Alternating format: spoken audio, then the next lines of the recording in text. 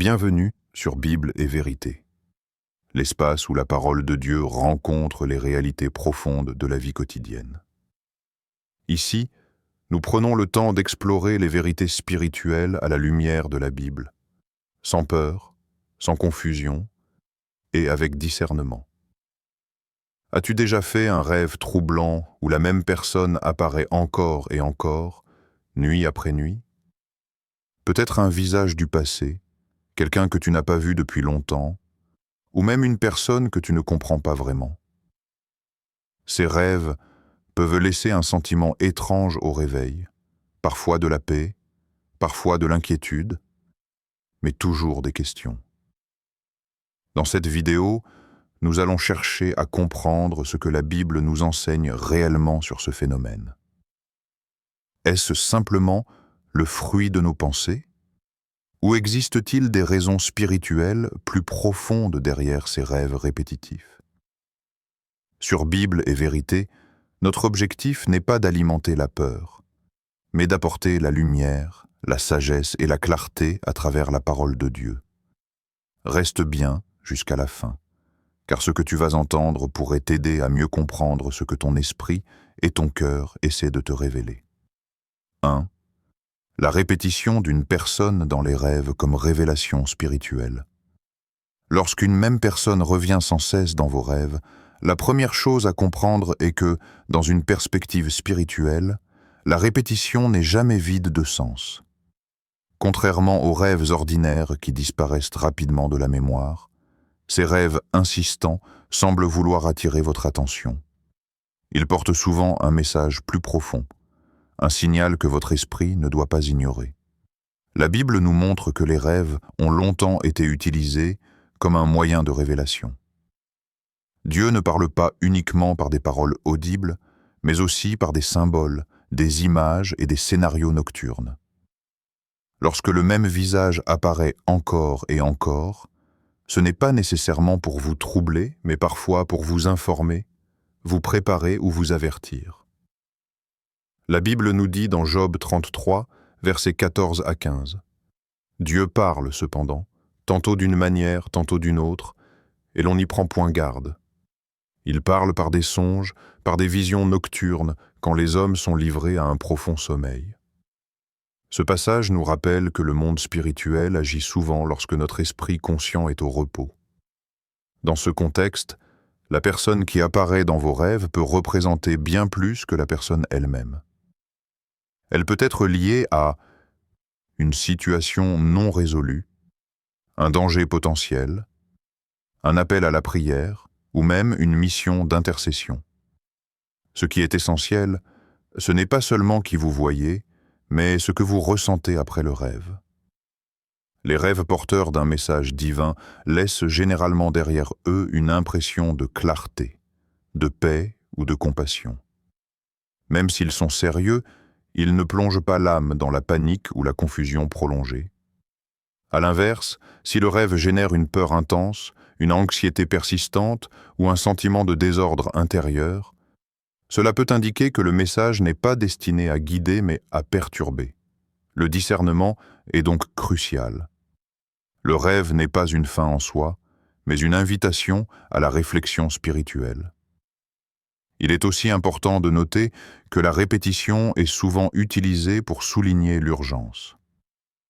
Dans la Bible, lorsque Dieu répète un message, c'est rarement par hasard. La répétition sert à réveiller une attention spirituelle qui pourrait autrement être négligée. Beaucoup de personnes oublient leurs rêves ou les considèrent comme insignifiants, mais certains songes reviennent précisément parce qu'ils ne doivent pas être ignorés. Ainsi, lorsque quelqu'un apparaît régulièrement dans vos rêves, prenez un temps pour vous poser ces questions. Que ressens-je après ce rêve? Suis-je appelé à prier pour cette personne? Y a-t-il un message que je refuse inconsciemment d'entendre? Souvent, la réponse ne vient pas immédiatement, mais avec le temps, l'écoute et la recherche intérieure. Le rêve devient alors non plus une source de trouble, mais un outil de compréhension et de croissance spirituelle. 2.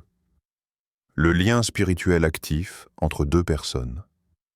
Lorsqu'une personne continue d'apparaître dans vos rêves, cela peut être le signe qu'un lien spirituel actif existe encore entre vous et elle.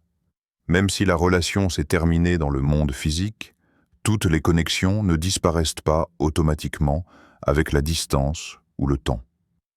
Certaines relations laissent des empreintes profondes sur l'âme, la volonté et les émotions. Un lien spirituel se forme lorsqu'il y a eu une connexion intense, qu'elle soit émotionnelle, relationnelle ou intime. Ces liens peuvent être positifs lorsqu'ils sont fondés sur des relations saines et équilibrées, mais ils peuvent aussi devenir lourds lorsqu'ils sont issus de relations désordonnées, toxiques ou mal clôturées. Dans ces cas, l'esprit conserve une forme d'attachement invisible qui continue de se manifester, notamment à travers les rêves. La Bible nous dit dans 1 Corinthiens 6, verset 16, « Ne savez-vous pas que celui qui s'attache à une personne devient un avec elle ?» Ce verset met en lumière une réalité spirituelle souvent sous-estimée. L'attachement va bien au-delà du simple contact physique. Quand un lien n'est pas brisé consciemment, il peut continuer à fonctionner comme un canal par lequel les souvenirs, les émotions et même certaines influences circulent encore. Les rêves deviennent alors un espace où ce lien s'exprime, parfois sans que l'autre personne en soit consciente. Il est important de comprendre que ces apparitions ne signifient pas forcément que l'autre pense à vous. Bien souvent, c'est votre propre esprit qui tente de traiter une connexion encore ouverte. Tant que ce lien n'est pas reconnu, compris et relâché, il continue de réclamer de l'attention. La libération commence par la prise de conscience. Reconnaître qu'un attachement existe encore n'est pas un échec, mais une étape vers la guérison. Ensuite vient la décision volontaire de se détacher émotionnellement et spirituellement. Cela peut passer par la prière, par une démarche intérieure sincère ou par une intention claire de clôture. Lorsque ce travail est fait, les rêves perdent progressivement leur intensité. L'esprit retrouve un espace de repos et la personne cesse d'apparaître parce que le lien qui l'y invitait n'a plus de fondement. 3. Le poids des paroles et des promesses non annulées. Un autre facteur souvent ignoré dans la récurrence des rêves est la puissance des paroles prononcées dans le passé. Les mots ne sont pas de simples sons. Ils portent une charge émotionnelle et spirituelle, surtout lorsqu'ils sont prononcés avec sincérité, passion ou engagement. Dans certaines relations, des promesses ont été faites, des engagements verbaux, des déclarations fortes, parfois même des paroles prononcées sous le coup de l'émotion. Même si la relation s'est arrêtée, ces paroles peuvent continuer d'agir comme des liens invisibles. La Bible nous dit dans Proverbe 18, versets 21, « La mort et la vie sont au pouvoir de la langue. » Ce verset rappelle que les mots peuvent créer, mais aussi lier. Lorsque des paroles ne sont jamais renoncées, elles peuvent maintenir une porte ouverte dans l'esprit. Les rêves deviennent alors un rappel inconscient de ces engagements non résolus. L'esprit tente de traiter ce qui n'a jamais été formellement clos. Il est fréquent que des personnes rêvent encore d'un ancien partenaire alors qu'elles ont pourtant tourné la page dans leur vie quotidienne. La raison n'est pas toujours émotionnelle, mais parfois verbale. Les mots prononcés avec intensité ont laissé une trace. La libération passe par une démarche consciente. Reconnaître ces paroles, puis les annuler intérieurement. Cela peut se faire par la prière, par une déclaration personnelle ou par une prise de position claire dans le cœur. Renoncer à des promesses que l'on ne souhaite plus porter, ce n'est pas mentir, c'est se libérer. Une fois ces paroles neutralisées, l'esprit n'a plus besoin de rejouer les mêmes scènes durant le sommeil. Le rêve perd alors sa fonction répétitive et s'estompe naturellement. 4. Le conflit non résolu et l'absence de pardon. L'une des causes les plus fréquentes de rêves répétitifs impliquant une personne et l'existence d'un conflit non résolu. Lorsque la douleur, la colère ou l'injustice n'ont jamais été pleinement traitées, l'esprit continue de revenir à la source du mal. Même lorsque l'on pense avoir oublié, l'âme, elle, n'oublie pas si la blessure n'a pas été guérie. Les rêves deviennent alors un espace où le cœur cherche une conclusion, une réparation ou une libération. La Bible nous dit dans Matthieu 6, verset 14, « Si vous pardonnez aux autres, votre Père céleste vous pardonnera aussi. » Le pardon est présenté ici non comme un sentiment, mais comme un acte volontaire. Rêver encore et encore d'une personne avec qui il y a eu un conflit peut être le signe que l'esprit est prisonnier d'un attachement émotionnel douloureux. Le pardon n'excuse pas ce qui a été fait, mais il coupe le lien qui maintient la souffrance active. Il est important de comprendre que pardonner ne signifie pas forcément renouer une relation. Dans certains cas, la distance est nécessaire pour se protéger. Le pardon est avant tout un acte intérieur, une libération personnelle. Tant que le pardon n'est pas accordé, l'esprit reste lié à la personne. Les rêves deviennent une sorte de tribunal intérieur où l'affaire est rejouée sans fin, sans verdict final. Lorsque le pardon est sincèrement accordé, même à distance, l'esprit retrouve le repos. Les rêves changent, s'apaisent ou cessent complètement. La personne n'a plus besoin d'apparaître, car elle n'occupe plus d'espace émotionnel actif. 5. Les attaques spirituelles et les influences négatives. Dans certains cas plus rares, la répétition d'une personne dans les rêves peut être liée à ce que l'on appelle des attaques spirituelles ou des influences négatives dirigées. Ces rêves sont souvent plus intenses, plus perturbants et laissent derrière eux un sentiment de malaise persistant au réveil. Ils ne cherchent pas à instruire, mais à troubler, fatiguer ou effrayer. La Bible enseigne que tout ce qui se passe dans le monde visible a souvent une racine invisible. Ainsi, certains rêves ne sont pas de simples productions de l'imagination, mais le reflet d'un combat intérieur ou spirituel. Lorsque ces rêves surviennent, la personne vue peut ne pas être la véritable source du trouble, mais simplement une image utilisée pour provoquer une réaction émotionnelle. La Bible nous dit dans Éphésiens 6, verset 12, « Car nous n'avons pas à lutter contre la chair et le sang, mais contre les puissances spirituelles. » Ce verset rappelle que toutes les attaques ne viennent pas directement des personnes, mais de forces invisibles. Il est donc essentiel de ne pas tirer de conclusions hâtives. Réagir avec colère, peur ou accusation peut parfois aggraver la situation. La bonne attitude consiste à rechercher le discernement, le calme et la protection spirituelle. Ces rêves peuvent aussi être une alerte. Ils signalent qu'il est temps de renforcer ses limites intérieures, de protéger son esprit et de faire attention à ce que l'on laisse entrer dans sa vie émotionnelle et mentale. La prière, la méditation sur des pensées positives et la paix intérieure sont des moyens efficaces pour reprendre le contrôle. Lorsque la protection est établie, ces rêves perdent leur pouvoir. Ils deviennent moins fréquents, moins intenses, jusqu'à disparaître complètement. L'esprit retrouve alors un terrain sécurisé, inaccessible aux perturbations extérieures. 6. La connexion divine et l'assignation liée à la destinée. Dans d'autres situations, la répétition d'une personne dans les rêves n'est pas négative, mais profondément significative. Elle peut être liée à une connexion divine ou à une destinée partagée. Avant certaines rencontres importantes, l'esprit peut être préparé à reconnaître une personne qui jouera un rôle clé dans la vie. Ces rêves sont généralement marqués par la clarté, la paix et un sentiment de cohérence. Ils ne créent pas de confusion, mais éveillent un sens de but, d'appel ou de mission. La personne vue en rêve n'est pas forcément quelqu'un que l'on connaît déjà. Parfois, il s'agit d'un inconnu, ou d'une figure partiellement identifiable.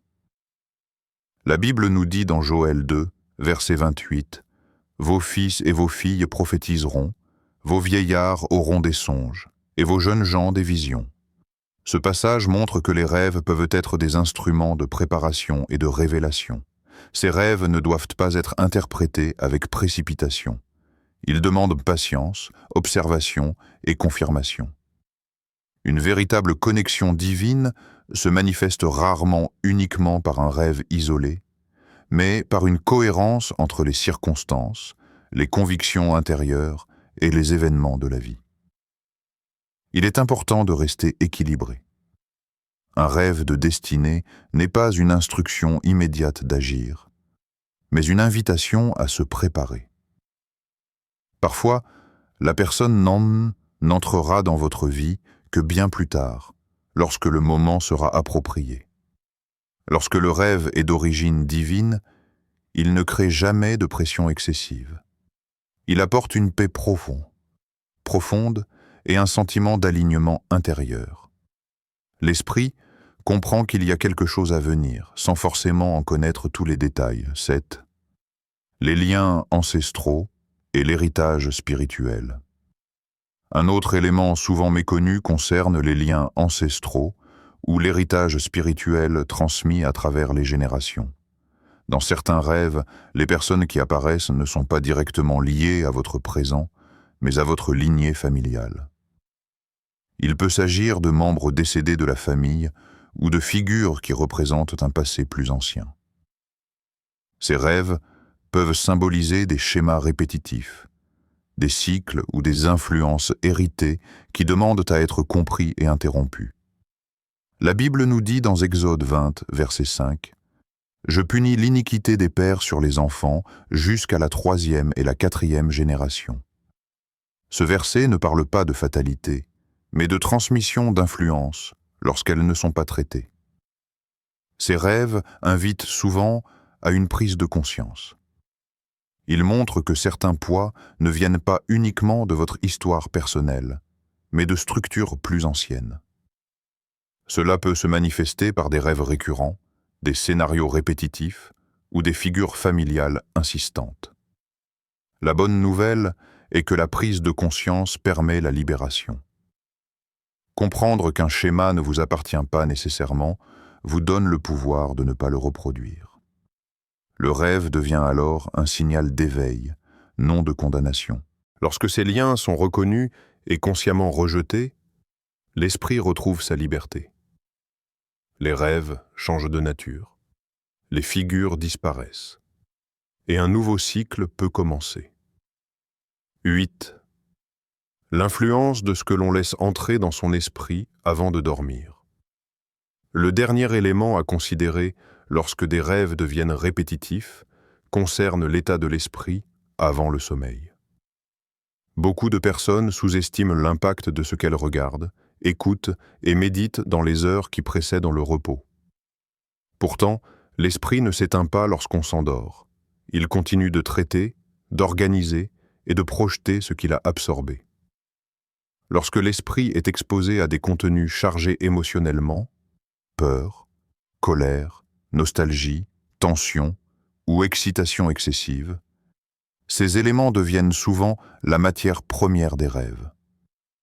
Une personne qui revient fréquemment dans vos pensées avant de dormir peut naturellement réapparaître dans vos rêves, non parce qu'elle détient un pouvoir sur vous, mais parce que votre esprit lui a donné une place active. La Bible nous dit dans Proverbe 4, verset 23, « Garde ton cœur plus que toute autre chose, car de lui jaillissent les sources de la vie. » Ce verset souligne l'importance de protéger ce que l'on laisse pénétrer dans son monde intérieur. Avant de dormir, l'esprit est particulièrement réceptif.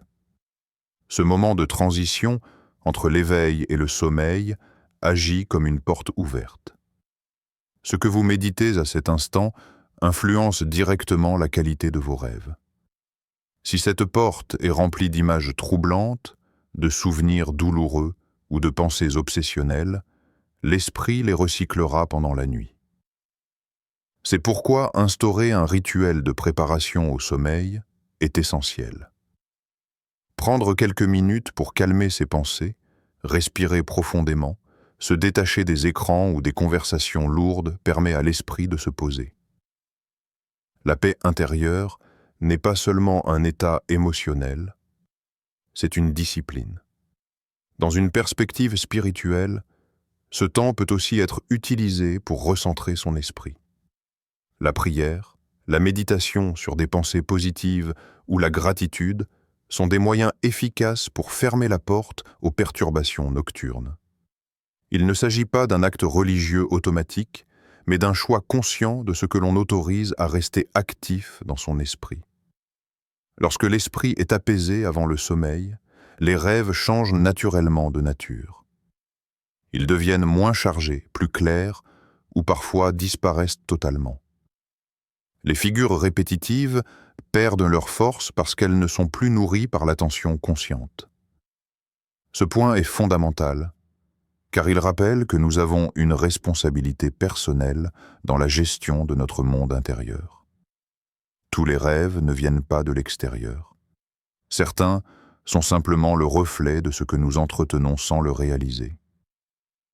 En protégeant votre esprit avant de dormir, vous créez un environnement intérieur sain. Les rêves cessent d'être un lieu de lutte ou de confusion pour devenir un espace de repos, de clarté et parfois même de révélation paisible. Si une personne continue d'apparaître dans vos rêves, ce n'est pas forcément un hasard ni une simple coïncidence. Comme nous l'avons vu, les rêves peuvent être le reflet de liens émotionnels profonds, de paroles non résolues, de conflits intérieurs, mais aussi parfois de messages spirituels ou d'un besoin de guérison intérieure. Chaque rêve mérite d'être observé avec discernement, sans peur, mais avec attention. La Bible nous rappelle que Dieu n'est pas un Dieu de confusion, mais de paix. Lorsque nous prenons le temps de comprendre ce qui se passe dans notre monde intérieur, nous permettons à notre esprit de retrouver l'équilibre et le repos. Les rêves ne sont pas là pour nous tourmenter, mais souvent pour révéler ce qui demande à être réglé, libéré ou protégé. Si ce message résonne avec ce que tu vis en ce moment, prends un instant pour réfléchir à tes propres rêves. Demande-toi ce qu'ils essaient de te montrer et ce que ton cœur a peut-être ignoré jusqu'ici. Maintenant, j'aimerais beaucoup te lire. Dis-moi en commentaire. Est-ce qu'une personne revient souvent dans tes rêves? Qu'as-tu ressenti après ces rêves? Paix, confusion, inquiétude ou clarté? Ton témoignage peut aider d'autres personnes qui vivent la même chose. N'oublie pas de liker la vidéo, de t'abonner à la chaîne et de partager si ce contenu t'a été utile.